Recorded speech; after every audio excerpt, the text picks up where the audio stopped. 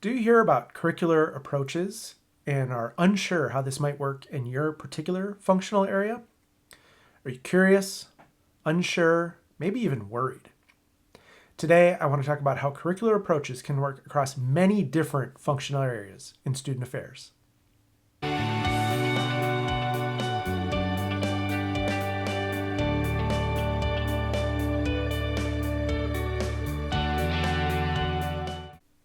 I was able to attend the very first institute on the curricular approach, which was called the Residential Curriculum Institute at the time.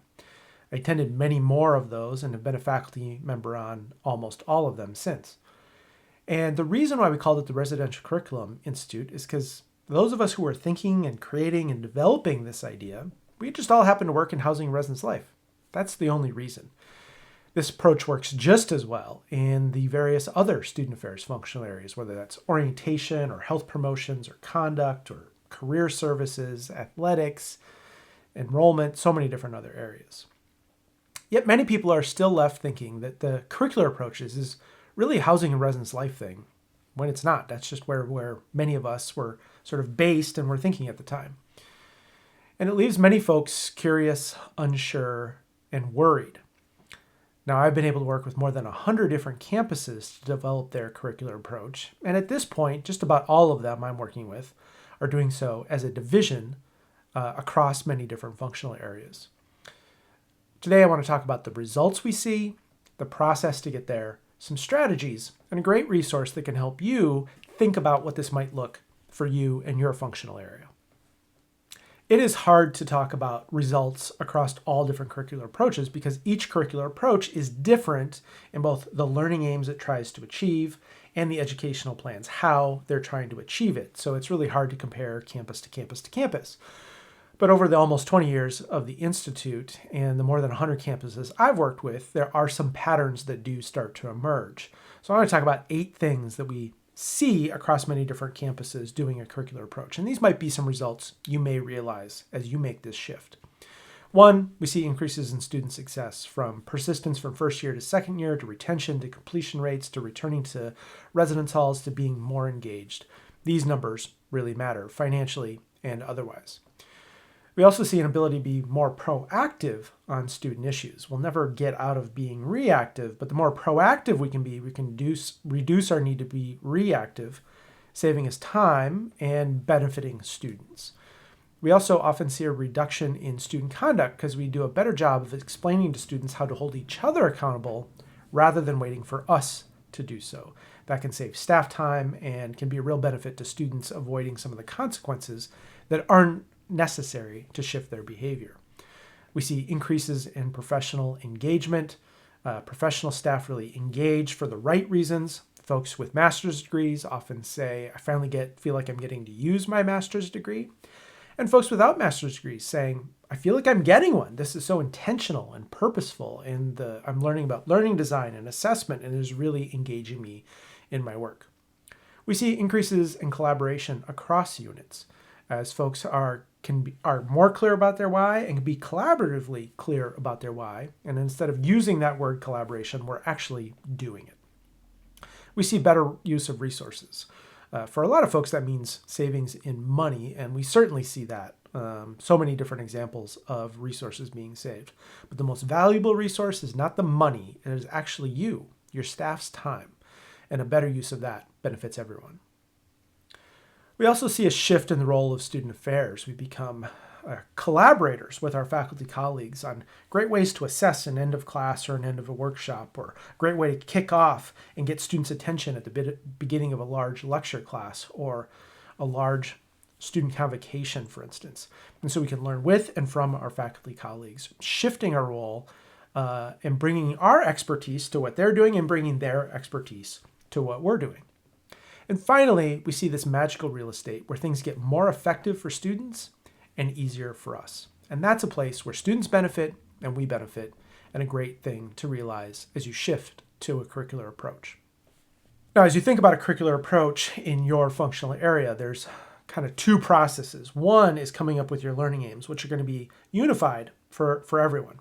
So you might have a single set of learning aims for your entire division of student affairs. This includes your singular ed priority, 3 to 5 learning goals, each broken down into 3 to 5 learning outcomes, narratives, and rubrics. You can think of these learning aims as like the major for the beyond the classroom experience.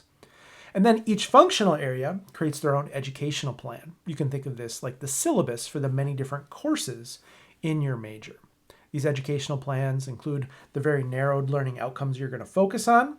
We don't need conduct and health promotions doing the exact same. We don't need orientation and career doing the exact same. They can focus in on the learning outcomes that really aligns with their work and how they engage students. The strategies, sequencing, facilitation guides to provide a continuity across the student experience, and assessment, both at the strategy level and at the macro level. Some of the strategies that we can think about is we can stop thinking about engaging students just in residence hall lounges or campus center rooms, but think about the many different ways we can engage students through videos, social media, appointments, so many different engagements. We can really focus on catching ourselves in the most common mistake in a curricular approach, which is finding strategies we're familiar with and finding a learning outcome to justify them with, instead letting the learning outcomes drive the strategies. We want to focus not on how do we want to teach that learning, but what's the best way for students to learn that thing, which can be challenging to think about, but opens up a lot of possibilities. We need to be willing to rethink everything, but we don't have to change everything. We need to be willing to rethink everything, but we don't have to change everything. And this is not more to add to your plate, as our colleague Aaron Simpson from the University of Oklahoma says. This is not anything to add to your plate. This is the plate. And I often think of one of those barbecue plates with 3 sections, 2 that are smaller and 1 that's larger. This helps organize and strategize what we're doing in our roles and our jobs. It helps us practice essentialism, a great book from Greg McEwen about what are our priorities and how do we be disciplined? How might we do less so we can be more for our students? Rethinking our work can be challenging. It can be scary, and it can be overwhelming, particularly at a time when so much is coming at us. I love making the complex uncomplicated. I'm offering a series in May of 13 different workshops. There will be 12 different workshops, 12 different sessions, each on a different functional area: conduct, Title IX, campus recreation, so on and so forth. For each of these sessions, I'll offer some framing and guidance. I'll have 2 featured guests who work in that functional area or have in the past, who can talk about some of the things they've done, some ideas, just to be generative in our thinking about some possibilities. And the overview session will be free and available to anyone. You will need to register, and there'll be a link in the comments where you can do that. But that is free and open to anyone. And I'll have 2 great featured guests, Aaron Simpson, who I mentioned earlier, and Michael Kenfield, who's at the University of Montana. They'll be joining me to talk about this. They're real savvy, experienced at leading these divisional curricular approach, and both have worked in many different functional areas. You can register for 3 of the 12 sessions if you just want to look at particular ones, or you can register for the whole series. If you're considering a curricular approach, this would be great for you to help you think through it. If you're building your curricular approach in different functional areas, this will really help keep you moving along and generate new ideas and build on from where you're at. And if you're stuck, this would be a good way to help you get unstuck. Just a short investment of your time can really help you get unstuck and get you moving forward.